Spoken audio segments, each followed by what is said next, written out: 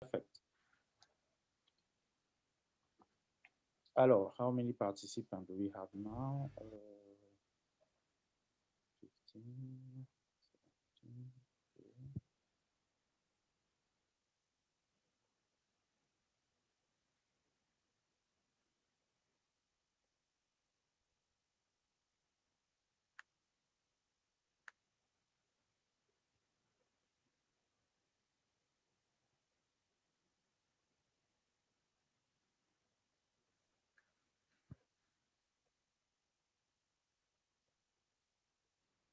okay. Okay.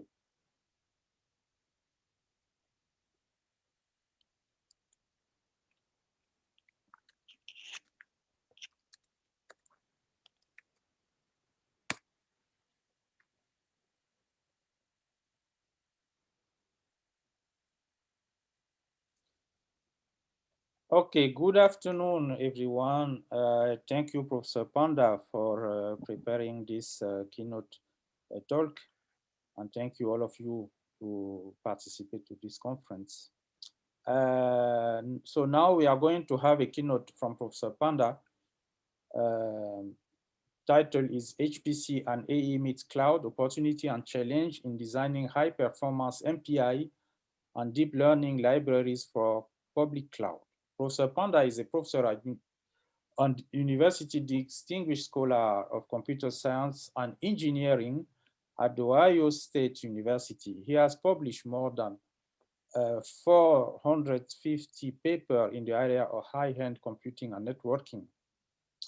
The MVP2 libraries designed and developed by his research group are currently being used by more than 3,000 organizations worldwide in 89 countries. More than 589,000 downloads of this software has been taken place from the project site. So, well, Professor Panda is a very, very, very worldwide, well-recognized researcher in this area.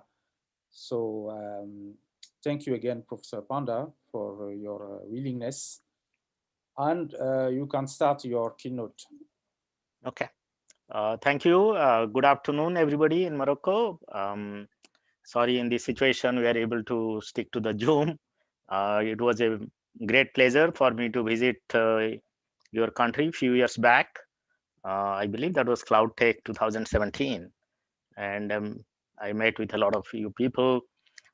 So today I'll be talking, like, a lot of things have happened over the last 3 years. I'll be trying to give some latest updates here.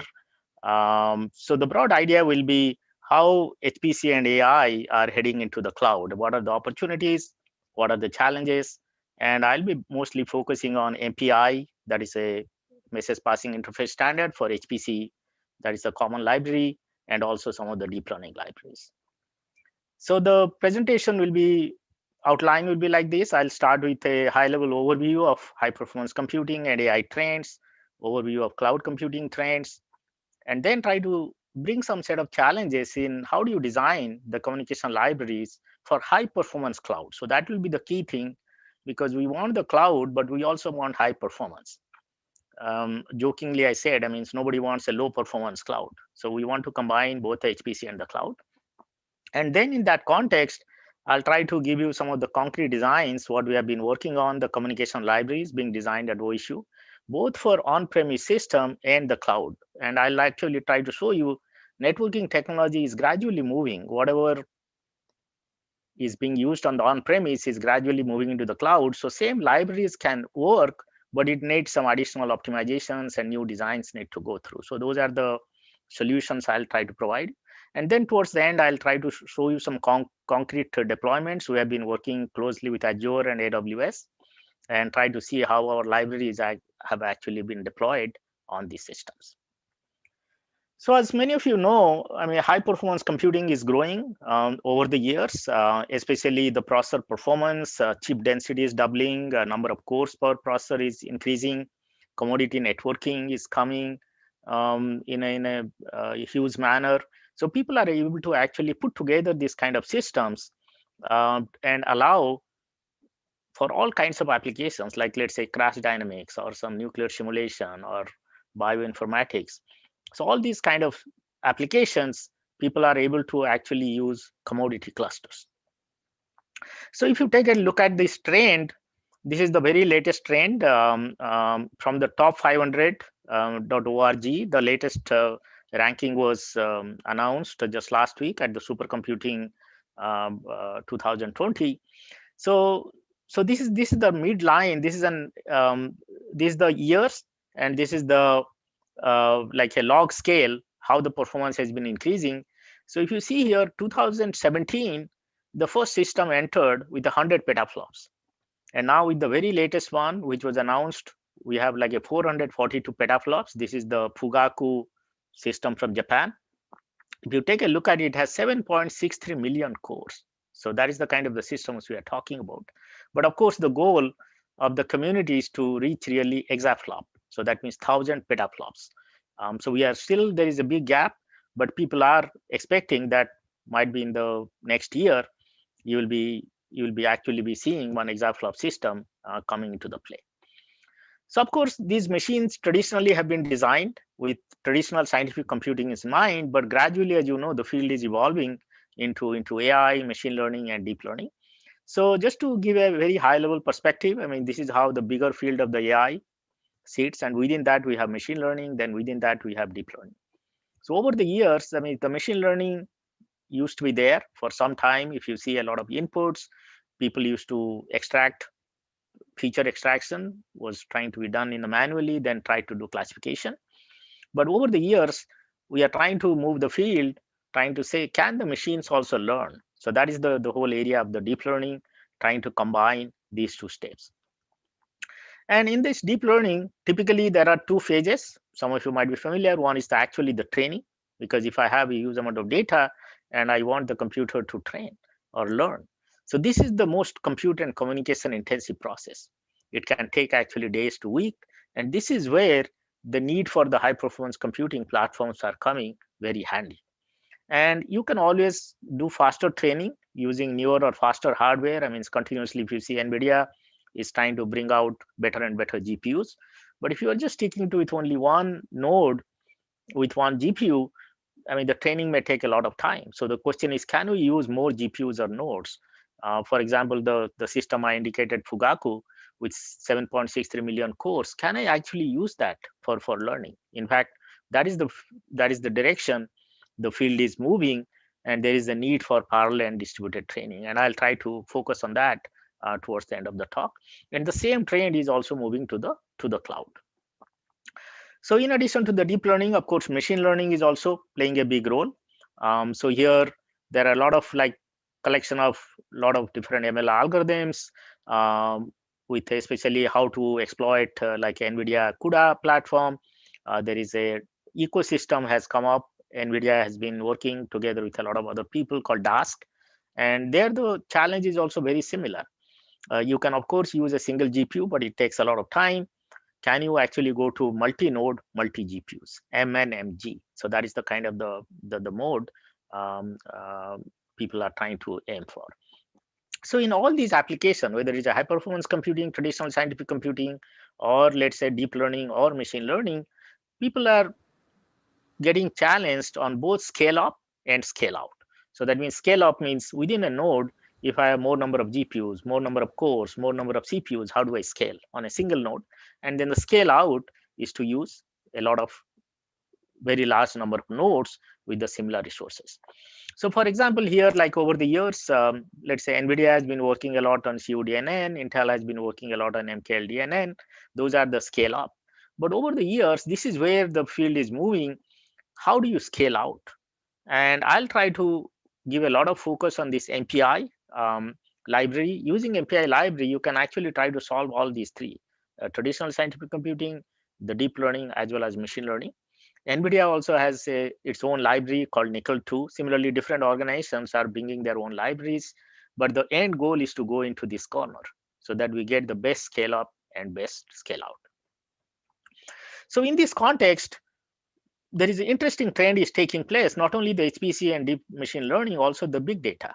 So this is a very nice ecosystem is evolving because you need computing, and then once you have a lot of data and you use the HPC systems to to analyze those data.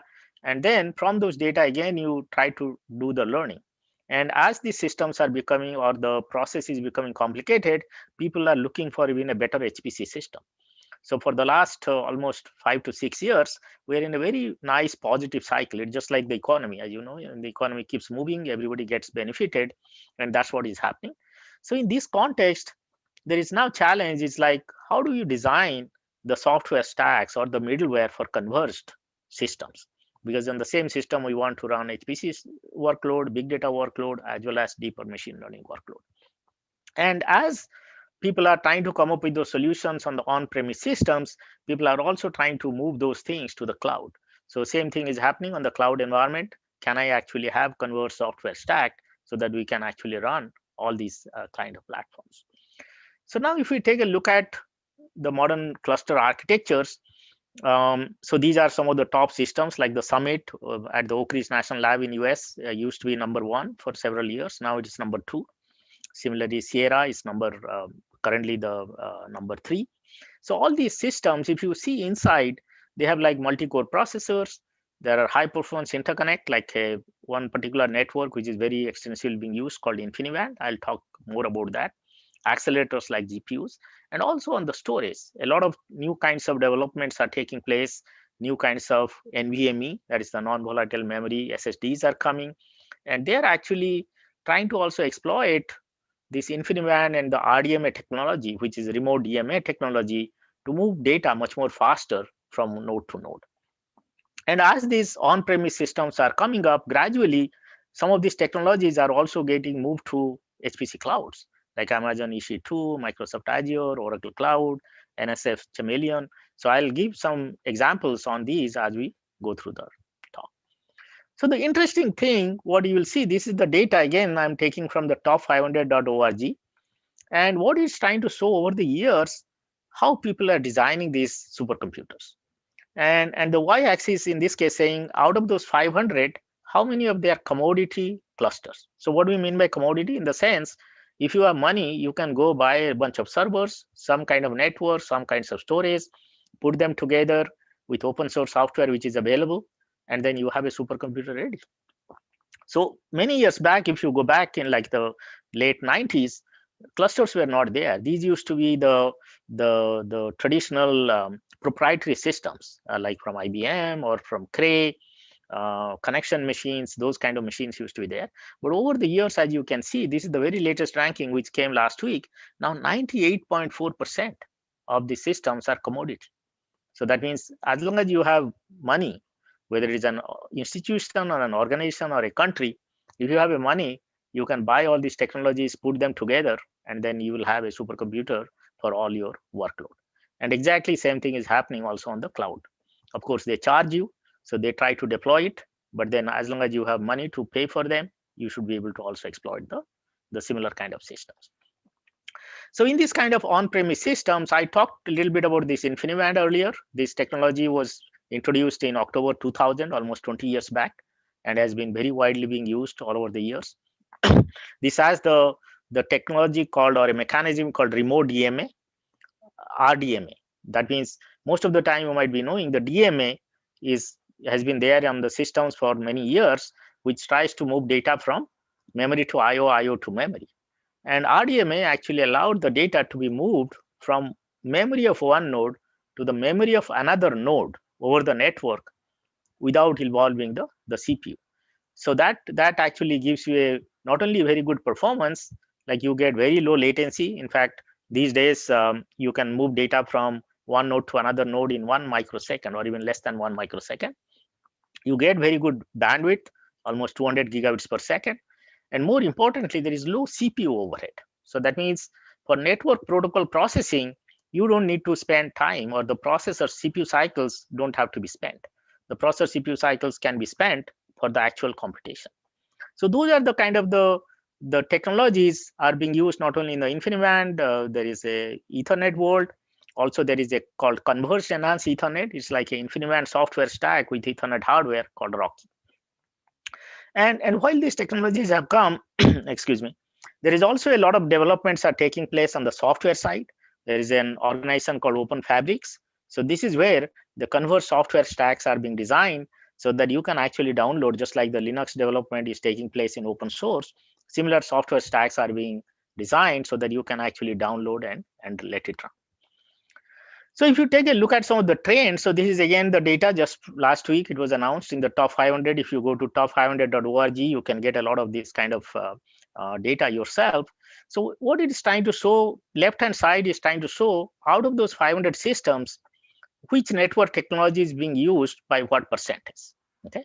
So in this case, if you see like the InfiniBand I talked about is being used 31%. This one is a 51%.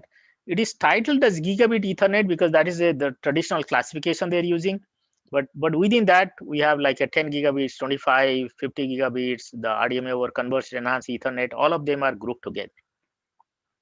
But the right-hand side is more interesting. So even though this out of the number 500, we can say that, oh, so many are InfiniBand, so many are Ethernet. The question is, how about the performance? So if you see the performance, like this is the performance here. So that means out of those 500, what fraction of those, like the performance, is being contributed by which networking technology? So here, if you see, the InfiniBand actually wins over. Almost like the 40% of the cumulative performance is being driven by the InfiniBand network. But the Ethernet, even though in count is very high, but it doesn't deliver that high performance. So here it goes to 20%.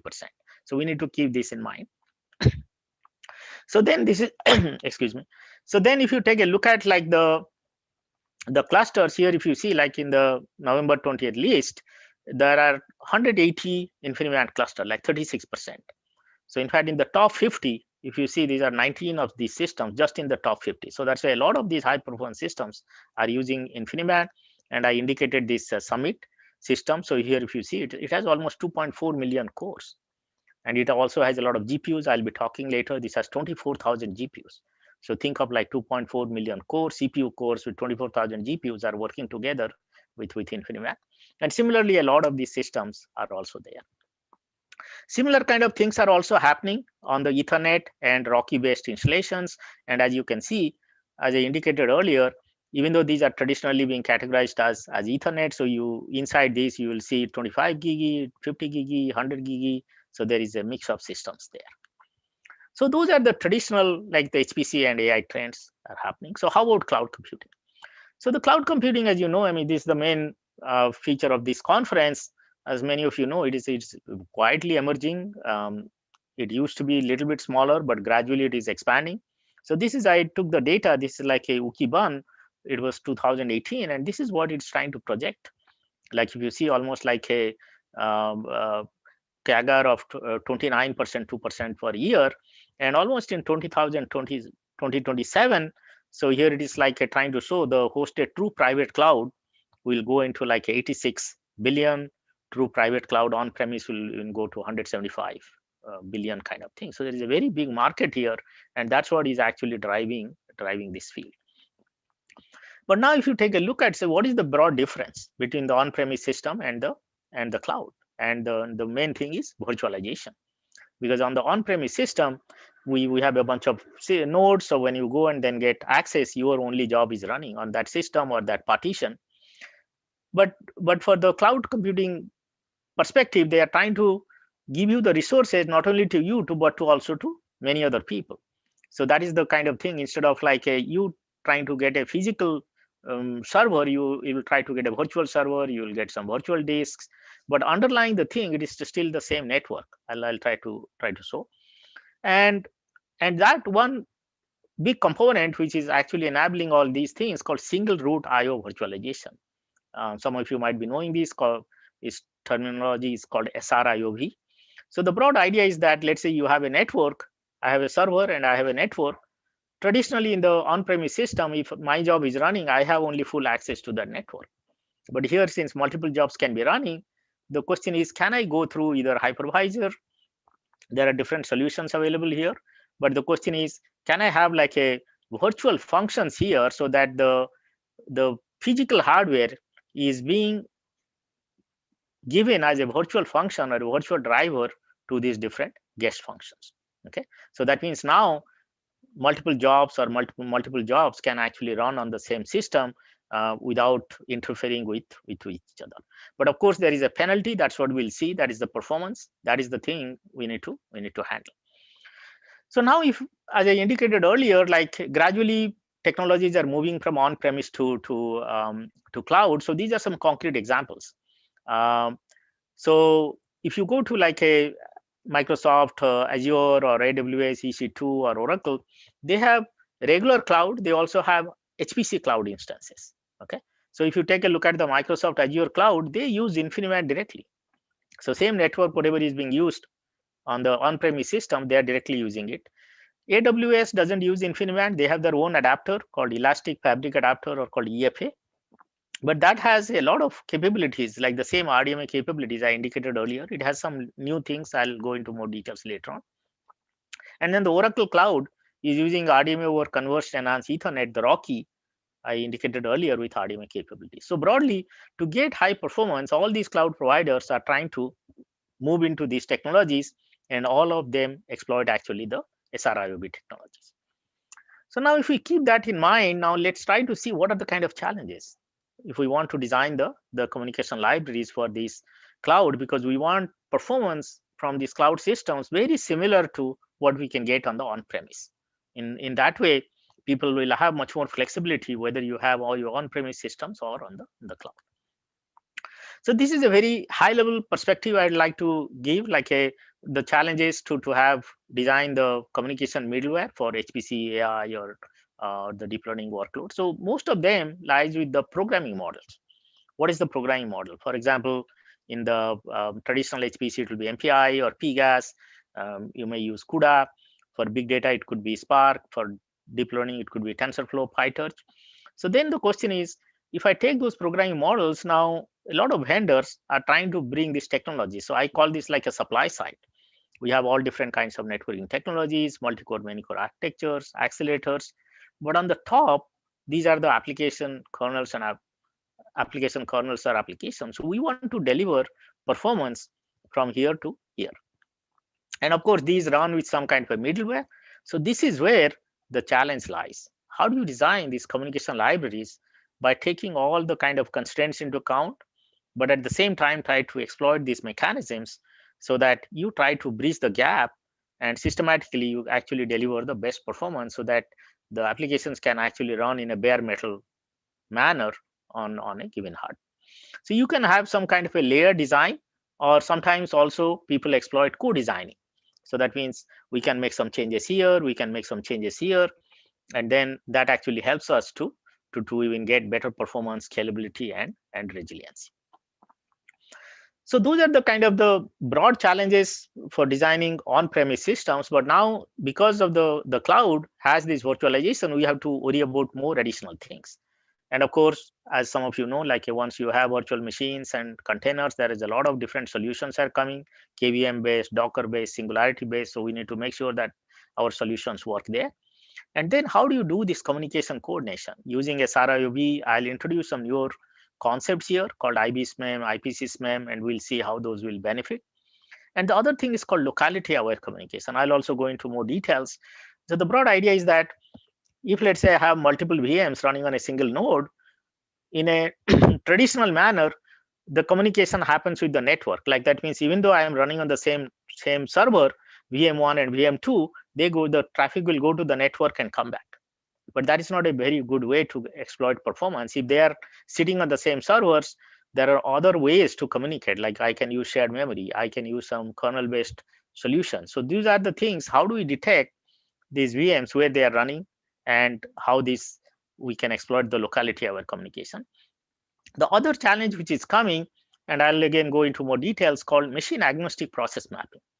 So for example, what is happening, all these cloud vendors, even though they are using the SRIOB mechanism, but to perform some additional functions or to provide supports for the VM, they try to reserve some cores. Okay. For example, on the latest Azure AMD system, you will see a lot of cores are reserved there. So that means they don't give that to you. They try to use that for their functionality. Okay. So now what happens then, when you are moving an application from your on-premise to a cloud, your process mapping is totally disturbed and you may not get the performance. So we need to come up with some kind of a process agnostic process mapping. And then, of course, the cloud provides always this fault tolerance. That is the bigger benefits of the cloud. That means if my job is running, let's say a node is going to fail or a link has failed, can I actually migrate the job or migrate the virtual machines? Okay. But then, of course, it has overhead, and how we can cut down that overhead so that your overall execution time actually is smaller. So those are the kind of things we'll keep in mind. So here, what I want to do in the next section, really go into more details and trying to provide you some of the solutions, what we have been working on. And I'll try to start with on-premise because those libraries, as I said, have been developed over the years. But gradually, as the technology is moving to the cloud, the we are also trying to migrate those libraries with appropriate enhancements to the cloud. So I'll start with one of this project. This is the project, the MHAPPY's project, which was mentioned in the introduction. We have been working on this project almost for now last 19 years. So then there is a high performance deep learning machine learning project. Then I'll try to show you how we have resolved this process agnostic process mapping. Then I'll try to show you how we are trying to bring locality aware communication and how we are trying to provide VM migration support. And then how we are trying to integrate the solutions with Docker and Singularity. And then finally, I'll try to show you how we have taken these solutions to two of the cloud provider, Azure and AWS. So this is the project, the MAPIS2 project. In fact, we started this project in year 2000 when InfiniBand was the first one, like October 2000 it came. We were the very first one in the world to jump into that technology. Prior to that, in my group, we were working on some of the technologies some of you might not be knowing, the young people, Miricom, Mirinet, Quadrix, those were the technologies we were using. So when InfiniBand came, we were the very first ones to jump. And in fact, in 2001, 19 years back, we had a very first open source version of our MPI stack running actually on at the supercomputing 2002. We had a demo, and that time people may not believe it was only 8 nodes, and we had a lot of struggle to actually make the 8 nodes run because the technology has not matured. But now, as I showed the data, like the Summit kind of system with 2.4 million cores with 24,000 GPUs are running over InfiniBand. So we have been a big part in this ecosystem over the years.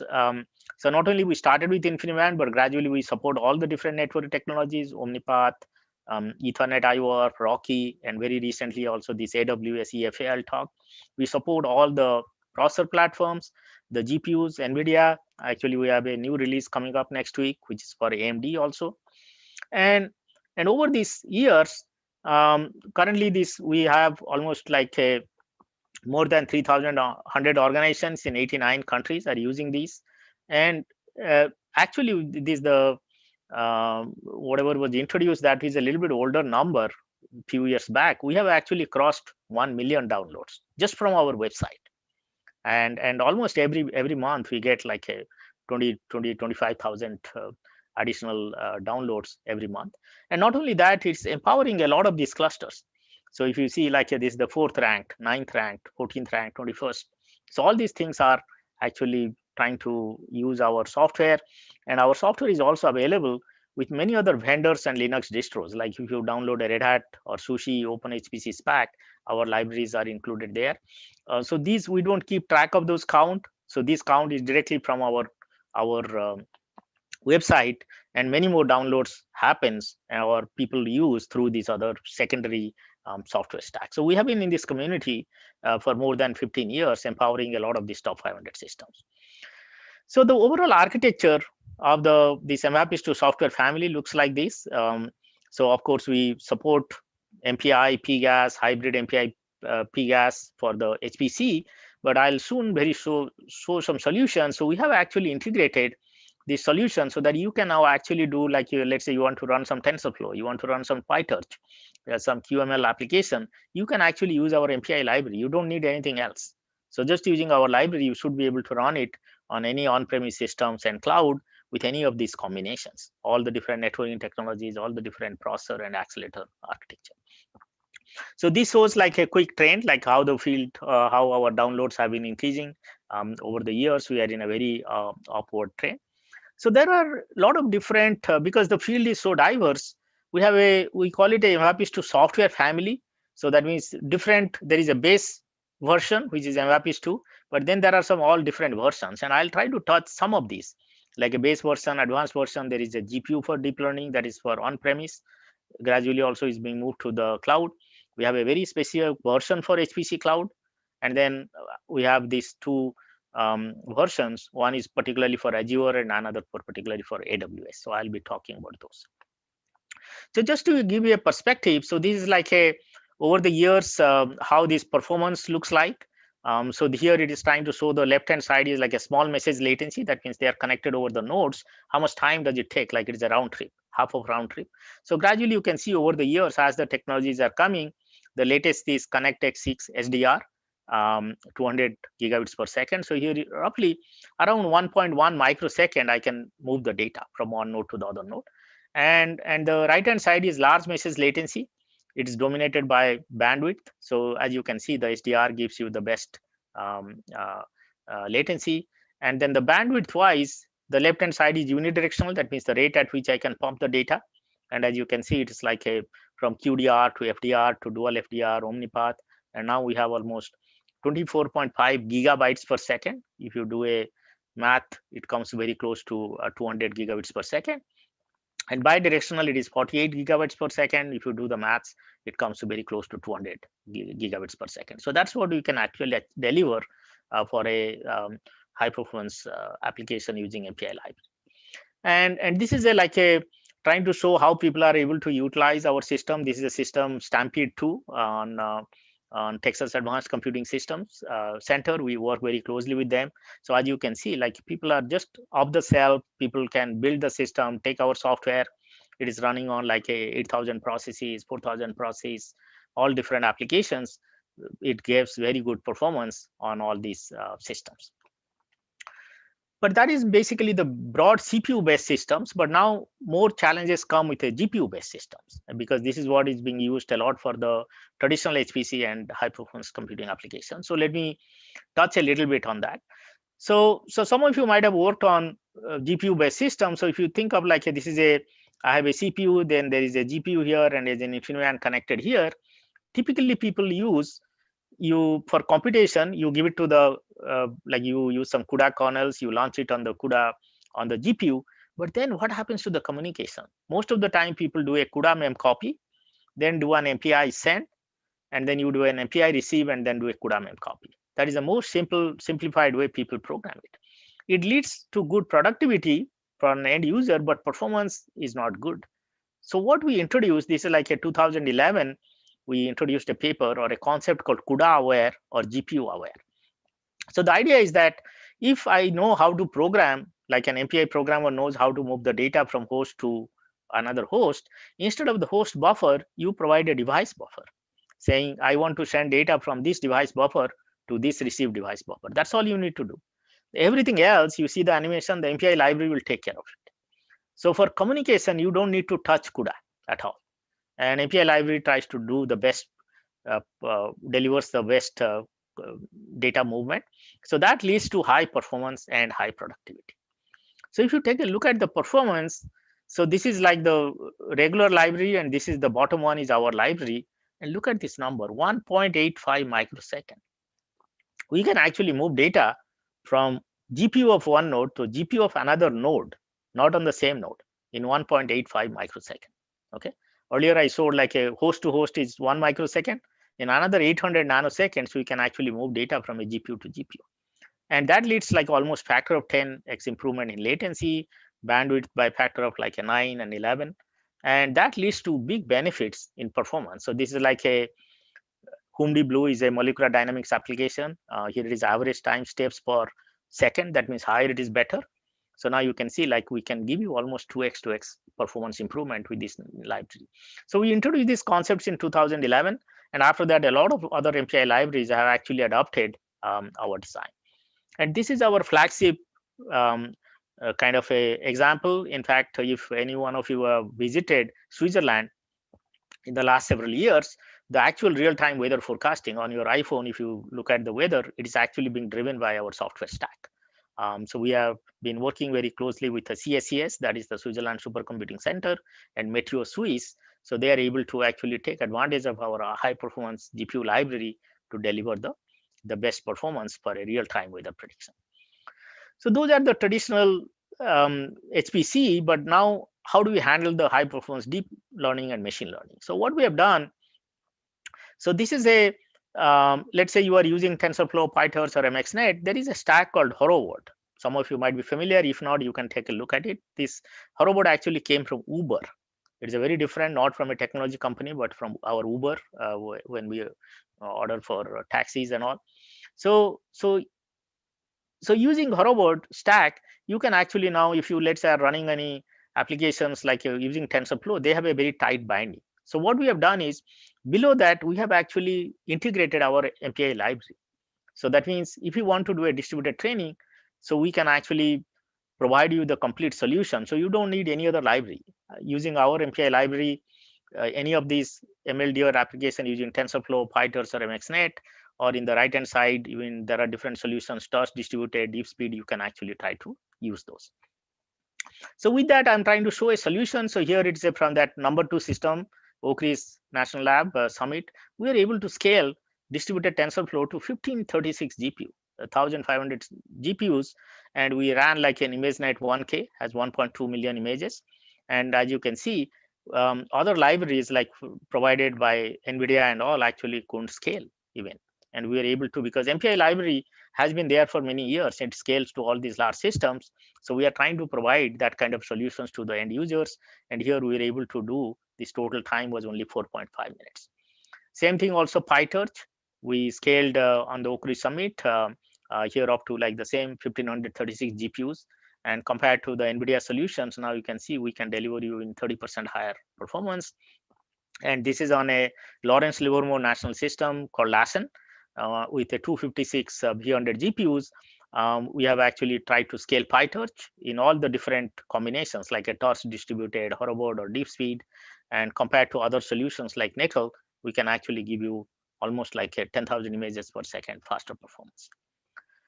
And same thing also we have recently done with a machine learning libraries. People are trying to use this QML libraries. So we have provided a MPI for Pi, and then our integrated with our MAPs to GDR. And you can see if you run like a k-means, linear regression, nearest neighbor, truncated SPD, even with the 32 GPUs, we can give you almost a factor of like 1.6, 1.4 kind of benefit. Okay.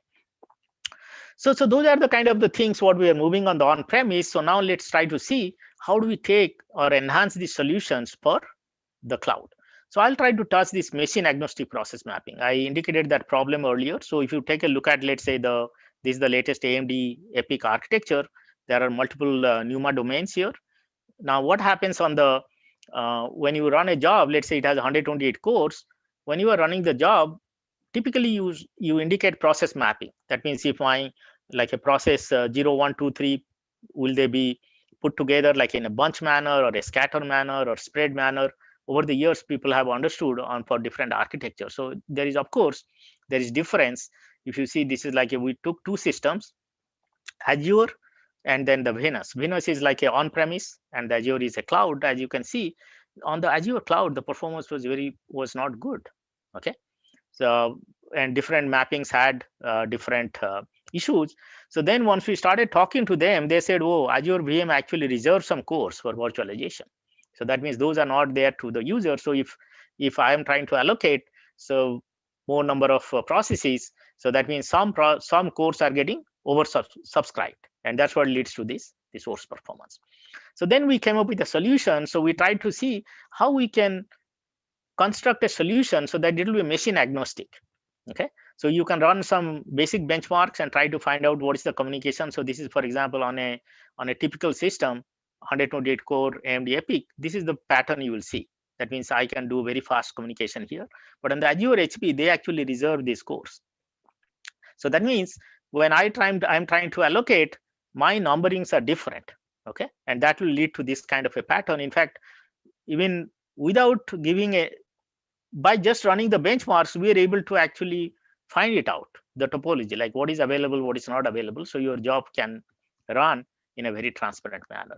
And by doing that, now if you take a look at here, like two examples, NAS CG, here we are able to, this is like the the different versions, and this is our optimized allocation. And you see, we can give you like a 2.5x improvement, 27% improvement using our libraries on those systems. So then the next thing is the locality aware communication. This is also very important for cloud. So I'll try to show this solution is available in our MAPIS to BERT package, and gradually we are taking that solutions to the other packages also. So I'll illustrate this through an animation. So let's say I have some VMs running, the node A and node B. Now, typically, let's say what happens across the node, this VM1 and VM4 talks over InfiniBand, that is fine. But this is what I was telling. If there are two VMs running on the same node, they also go over InfiniBand. But that may not be very high performance. Okay. So the question is, if I can detect that they're in the same node, there is always a shared memory. So can I actually do shared memory based communication? And that means I'll boost my performance. And the next thing is that if let's say one of the VM got migrated here, so again the typical migration allows that I need to communicate with VM, but after it got migrated, if I can detect that they are in the same node, I can switch to shared memory communication and give you better performance. So this is called the locality aware detection. So that solution we have. So what we have done is we have introduced some module called IBSMEM. This is another package which is available. So through that, we have done this tight integration. In fact, these papers, we did it almost like 6 years back, as you can see. So we have different components, IBSMEM, shared memory, locality detector, communicator coordinator. So if a VM moves, we should also be able to get the benefits. So we introduced these, and we made actually on the OpenStack. So here we modified this Nova module and with our locality aware detection, so that on a OpenStack you should be able to actually deploy our solution. And then we did some evaluation. This is a local, like our local lab, like a private cloud. This was the Amazon EC2, which was there earlier. And we did a very thorough study of point-to-point application. So now you can see this is our the solution. And let's say if you take a look at the gray, that is like a native. That means the bare metal. And this is typically, if you don't do any optimization, your performance is very bad. Okay. Whereas if you do this orange line, as you can see, it almost overlaps. So within a 3% to 7% overhead, we are able to give you the best performance. So going to very close to the bare metal performance. And this is similar kind of things for the point-to-point latency, and we give you very high bandwidth. And if you run on some applications, this we ran it on a Chameleon cloud. This is like a US National Science Foundation supported cloud for research. So you can see here again the same trend. Like if I just take the basic MAPIS to library, this is like the T line, I don't get good performance. The native is actually without any virtualization. But this orange line is actually our library, optimized library running on cloud. Okay, and as you can see, we are able to bring the performance like a 1%, 2% closer to the native. So this is what leads to the real high performance cloud. So that people traditionally have thought that okay, once I go to cloud, I lose performance. That need not be the trend, and we can actually deliver you both performance on the cloud. So then on top of that, we have taken care of the migration, because migration also now you need to do not just as a software. The question is, can I do it at a hardware level migration? So here we have this paper we presented in 2017. So we introduced a lot of these different components. How do we, because InfiniBand is a connection oriented protocol. So that means if I migrate, I need to stop the connection, I need to move the process, I need to reestablish the connection, and then I can continue. And that's what we have done here. These are some performance numbers saying, comparing how you can do it like a overhead of the RDMA based designs compared to TCP or IB over IB. And here, if you see, this is from a real experiment. We were running 2 nodes, and we actually did the migration, triggered the migration, and as you can see, while the migration is taking place, the performance, like this, the latency, it shoots up. But as soon as the migration it went to the other node, the connection got re-established, and then you can see we are able to continue and get the same performance kind of things. So again, with very little overhead, and here the same applications you can see. there are 8 VMs in total, and 1 VM actually carried out the migration. So while including the migration, we had some different techniques, but if you see this orange line, that is the best. So we provide very little overhead and take care of the migration on real InfiniBand networks. So then we have taken some of these also solutions to the containers, and as you can know, like there are all different kinds of containers-based virtualizations are coming up, the hypervisor or the Docker. So there again, we have taken care of all these modules I discussed earlier, like a shared memory module. There is a CMA module that is a more like a kernel-based communications. And how do you actually provide the best performance? So here again, the same kind of results I showed earlier, like this is the container default. If you run our MPI stack, the basic stack, it doesn't have all the solutions, but this is the bare metal, the native, but our orange one is actually trying to give you not only almost 11%, 73% benefit, but comes very close to the bare metal. And this is also another number with a similar kind of results. And again, all these are published. You can actually take a look, and our libraries are public. You should be able to download and use those. So now let me go into the final thing. So we have done all these research. We have been working with this community, but now let me go into two concrete solutions I'll try to show on the AWS and Azure. So this is actually let me start with the Azure, and then I'll go into the AWS. And as I indicated, Azure directly uses InfiniBand. They are HPC instances.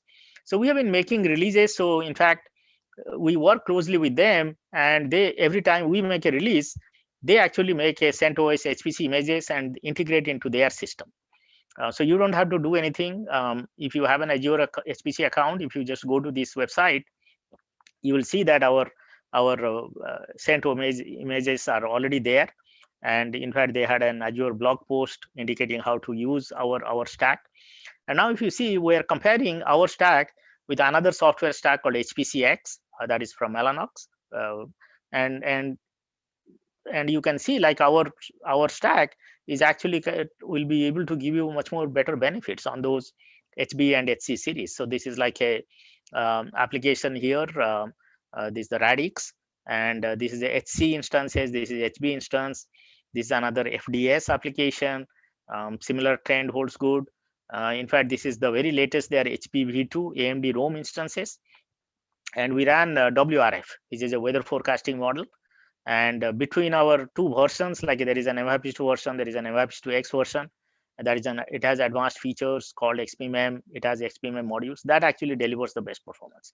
So we have allowed them to use both the libraries, but our MIPS2X version, that's what we recommend people to use, so that they can actually get higher performance from this.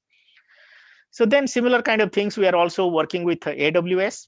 AWS is a little bit different. As I indicated, they don't use InfiniBand, but they use something called an Amazon Elastic Fabric Adapter, EFA. So earlier they were using Ethernet. So gradually they have moved to this EFA, which is 100 gigabits per second. It's not bandwidth for it is good, but latency wise, as you can see, it is not as good as InfiniBand. It has a lot of overhead, like almost 15 microsecond overhead. But interestingly, what they have something called those of you know InfiniBand traditionally had RC and UD, but they have introduced something called a SRD, Scalable Reliable Datagram. So here, Scalable Reliable Datagram, so that has a lot of advanced features or benefits, like you can take care of out-of-order delivery. They can spray the packets over multiple ECMP paths. Congestion control can be done very efficiently. So those are the benefits they try to use on their cloud.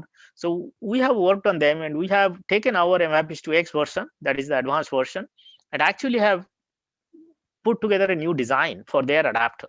Because earlier we didn't have we had only InfiniBand, OmniPath, Rocky support. So we actually worked on their adapter, and this is again publicly available. If you go to our website, you should be able to download this version and then run it on their system. So this shows some of the numbers, like we are comparing with another stack called OpenMPI. That is also another MPI stack publicly available. And we had a UD design and a SRD design. That is the best design we have. That is the green line. As you can see, it gives you better performance in latency, better message rate. This paper was published in Hot Interconnect 2019. Same thing, we also give performance with respect to collectives. Like a lot of these HPC applications use collectives. In fact, all reduce is very important, not only for traditional application, even for deep learning applications. A lot of the deep learning, machine learning applications are using, when you go for a distributed training, they already use bcast, gather, this kind of collective. So we always try to optimize those for any platform. And and this is something at the MPI level benefits. Similar kind of things we see already used, and these are some applications like a bcast, minicoast, cloverleaf, etc.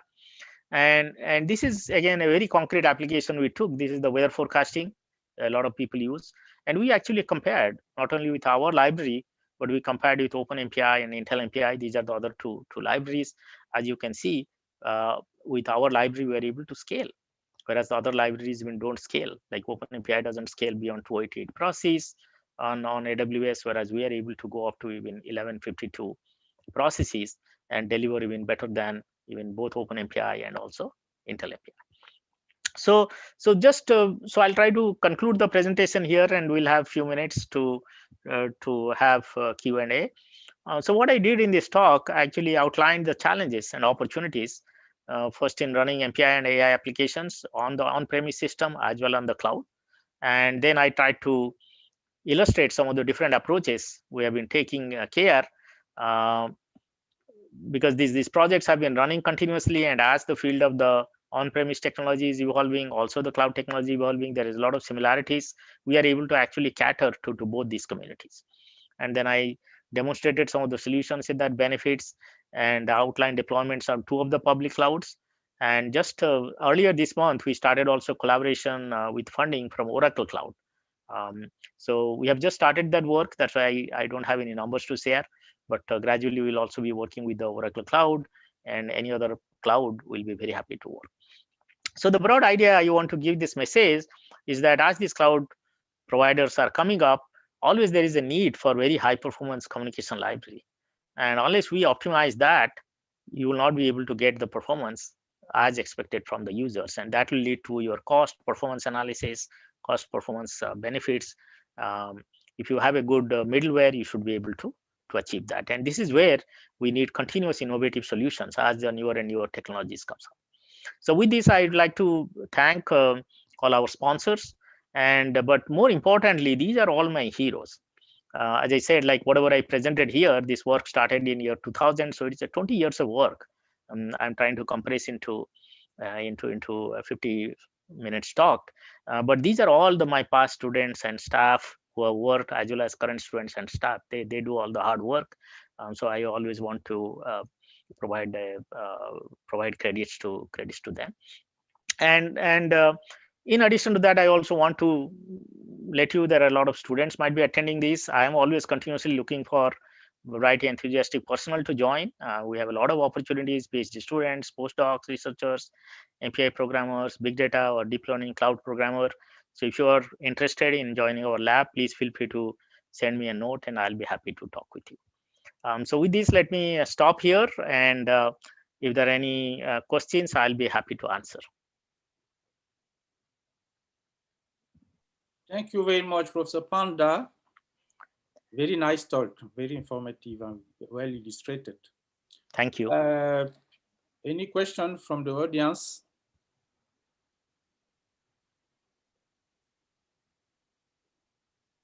While waiting for a question, I ask one. When Sure, you please. The direct, let's say direct GPU communication, which of course improve the time to move the data. Mm-hmm. But one advantage for me of you going through the CPU is that if you want to overlap computation with communication, we don't necessarily want to send directly the data to the GPU because the GPU is already working. Yes. Then you first send it to the CPU, the hosting CPU, while the GPU is working. So that way you will expect to overlap computation, Yeah. GPU computation with communication with computation. But in your case, what will be the... No. So let me clarify. So that is still there. We are not disturbing that. So what we are saying is, what happens after you do the computation in the GPU? Okay. So after you do the computation, let's say I want to do like, let's say all reduce collective, like all the GPUs have some data. I want to do, let's say all reduce. Okay. So then the question is, you must be familiar with this GPU direct RDMA concept, am I right? So that is my, if the GPU and InfiniBand are sitting on the same PCI, I can actually move data through the network. I don't have to go through the host. Okay. Okay. So that's what I'm saying. So always you can overlap your CPU processing and GPU processing. Okay. That's what many people do. But then after your GPU processing, if you are trying to do some communication, okay, who takes care of the communication? Are you getting my point? No, I don't understand the last point. You say when you want to make the GPU communication, you mean? Yes. So you can always orchestrate through CPUs. CPU, yes. Okay. But when you are taking some CPU cycles there, you don't need those things. That's true. But I was saying that this is let's say this is what you pay. But the advantage that is, imagine that the GPU is already busy and his memory is full of the data that is being used. Then you might decide to, at that time, to send the data to the host CPU first, while the GPU is doing its current task with its current data. No, so okay. So the thing is, you may need to see locally versus globally. Okay. So like, look at your entire job, what happens. I can always overlap within my node. Okay. But if I am trying to do this example, I said all reduce, which is very critical for, let's say, deep learning applications. Okay. So if I take it to the host and then let the host do all this all reduce and then bring the data back, that will take a lot of time. Okay. Okay. And that's what becomes the critical path, as you know, in the parallel applications. The critical, if one step is taking a lot of time, that will determine your performance and scalability. Okay. Okay. So then if I can totally do between GPU to GPU data movement and take care of that, because the GPU can actually do my all reduce also. GPU kernels can do the computation. Okay. And that leads to very good performance. Okay. So yeah, this is what you showed. Yeah. Yeah, that's what I showed. So I'm not saying that don't do that overlap. Overlap is anybody can do it, but that is a naive way of doing it. But now if you rethink, you can still exploit overlap of your CPU and GPU, but make all the GPU based communications much more faster. Okay. I understand. Yeah. Okay. Okay. You can still use it without losing that benefit. Okay. Yes. Is there any other question you can ask directly or write it in the chat, please? Yes. So I'm there. Any way you can ask.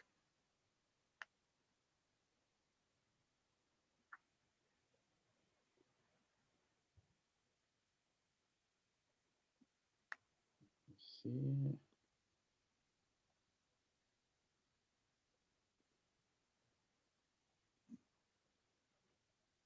Yeah, I don't see any questions on the chat. Please feel free to again, directly ask or post a chat.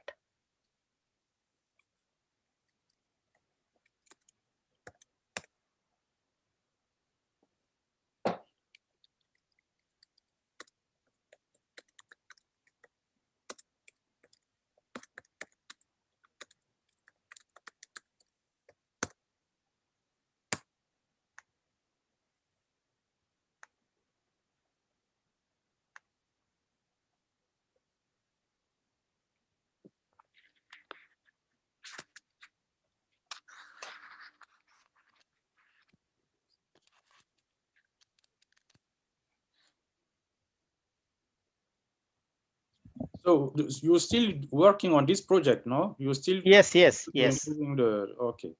Yeah. These projects are all continuing with these projects. Yeah. Very nice. Okay, if there is no question, then let's thanks again, Professor Panda, for this night. Very, very interesting talk. I hope your slide will be available on the web. Yes. I sent a preliminary version earlier, but I'll send an updated version to be linked. Okay, thank you very much.